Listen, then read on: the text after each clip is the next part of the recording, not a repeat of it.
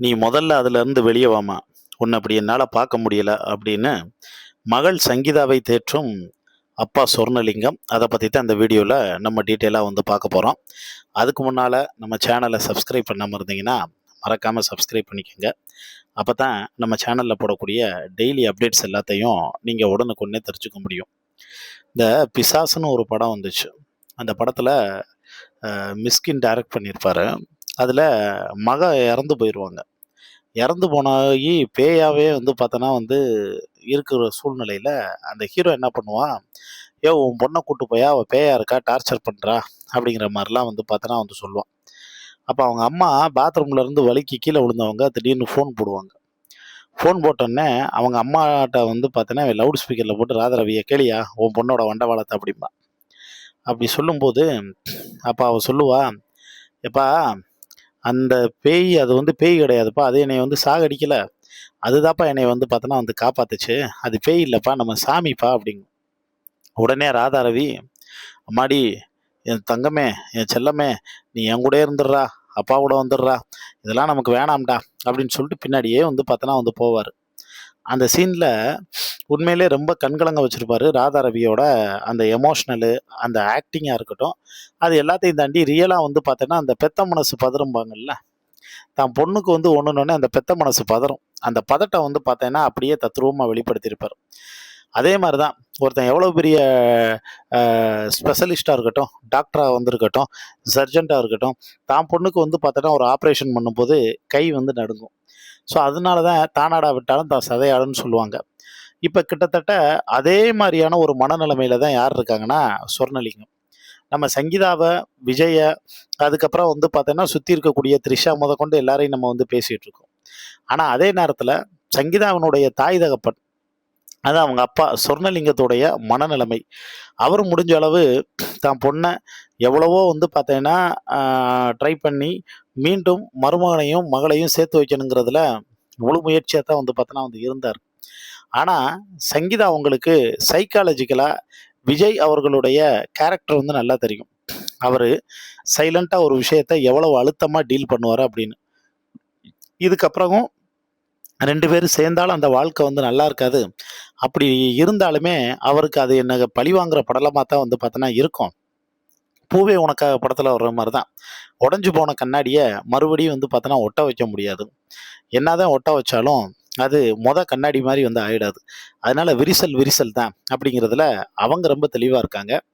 அதோட மட்டும் இல்லாமல் இப்போ ஆரம்பத்தில் அந்த மனுவில் குறிப்பிட்டது மாதிரி நான் அந்த எவிடன்ஸ் ஆதாரங்கள் எல்லாத்தையும் காட்டுவேன்லாம் சொல்லியிருந்தாங்க.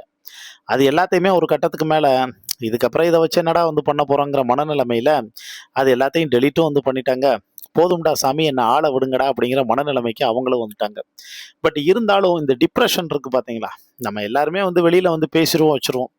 பட் வலி அனுபவிக்கிறவனுக்கு தானே தெரியும். இந்த விஜய் சேதுபதி சொல்கிற மாதிரி, "நெருப்பு கோழி இருக்கு பார்த்தியா, முட்டை பெருசாக இருக்கும், ஆனால் போட்டதுக்கு தான் அதோட வலி என்னன்னு வந்து தெரியும்." அது மாதிரி இப்போ இந்த வலி வந்து பார்த்தோன்னா சங்கீதாவுக்கு எவ்வளோ தூரம் வந்திருக்கோ அதை விட ஜாஸ்தியாக அவங்க அப்பா அம்மாவுக்கும் அந்த பெயின் வந்திருக்க தான் செய்யும். அவங்க அப்பா அம்மாவுக்கு மட்டும் இல்லை, ஜேஷன் சஞ்சய்க்கும் சாஷா திவ்யாவுக்கும் வந்து பெயின் இருக்கத்தான் செய்யும். பையனுக்கு 25 வயசு, பொண்ணுக்கு 20 வயசு. அவங்க டீனேஜாக வந்து பார்த்தோன்னா இருந்து அவங்க வாழ்க்கையை ஸ்டார்ட் பண்ணக்கூடிய இந்த ஸ்டேஜில் நம்ம தளபதி போகிற எல்லா இடத்துலையும் வந்து பார்த்தோன்னா த்ரிஷா வந்து கூட்டு போகிறது பலரையும் முகசுளிக்க வச்சிருக்கு.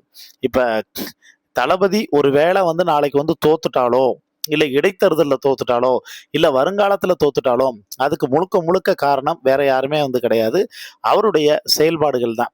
ஏன்னா ஒரு மனுஷனுடைய செயல்பாடுகளை நிர்ணயிக்கிறது அவனுடைய நடத்தைகள் தான். அவன் நடத்தைகள் வந்து நல்லா இருக்கும்போது அவன் சுல்தானா, தலைவனா கொண்டாடப்படுறான். அதுவே அவன் நடத்தைகள் வந்து சரியில்லாத போது அது ஆண்டவனா இருந்தா கூட அப்புறப்படுத்த போறான். இதுதான் வந்து பார்த்தோன்னா யதார்த்தமான வந்து உண்மை.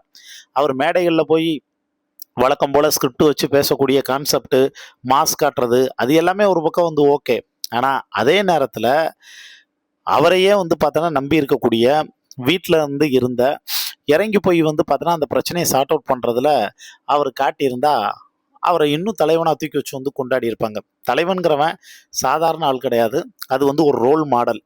எல்லாருக்கும் ஒரு முன்னுதாரணமாக வந்து இருக்கணுமே தவிர, இவனை மாதிரி இருந்துடக்கூடாதுரா அப்படிங்கிற ஒரு எண்ணம் யாருக்கும் தப்பி தவறி வந்துடக்கூடாது.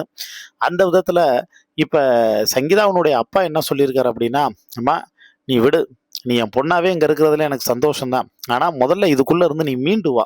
நீ மீண்டு வந்து நீயா இருந்தா தான் நான் நானா இருக்க முடியும் அப்படின்னு தான் பொண்ணுக்கு வந்து ஆறுதல் சொல்லி வந்து தேத்துறாங்க.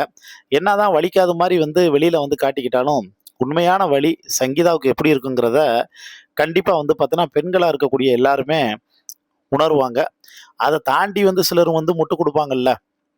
அதாவது எங்க அண்ணனுக்கு நாங்க தேவைன்னா எப்படி வேணாலும் இருப்போம், வப்போம் அப்படி இப்படின்னு. அது வந்து இது இல்ல. நம்ம குடும்பத்தில இப்படி ஒண்ணு நடந்துச்சுன்னா, நம்ம எப்படி வந்து ரியாக்ட் பண்ணியிருப்போமோ, அதே மனசாட்சிய தொட்டு வந்து யோசிக்கும்போது, நம்ம தளபதிய முடிஞ்ச அளவு அவங்க ஃபேமிலியோட வந்து பார்த்தோன்னா, இருக்க வைக்கணும்னு மொத்த மக்கள் எல்லாருமே வந்து ஆசைப்படுறாங்க. மக்களுக்காக நான் வாழ்றேன். நான் மக்களுடைய முதல் அமைச்சர்ல, முதல் சேவகன்னு சொல்றாங்க. அப்ப மக்களுடைய அந்த கடமைய, கட்டளைய நிறைவேத்துறது தான் ஒரு முதல் சேவகனுடைய வேலை.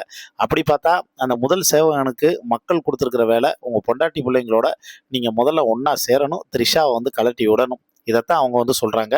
இத அவர் நிறைவேற்றுவாரா? அப்படிங்கிறத காலம் தான் தீர்மானிக்கும். இத பத்தி உங்களுக்கு தோணக்கூடிய கருத்துக்கள மறக்காம கீழ இருக்கக்கூடிய கமெண்ட் பாக்ஸ்ல மென்ஷன் பண்ணுங்க.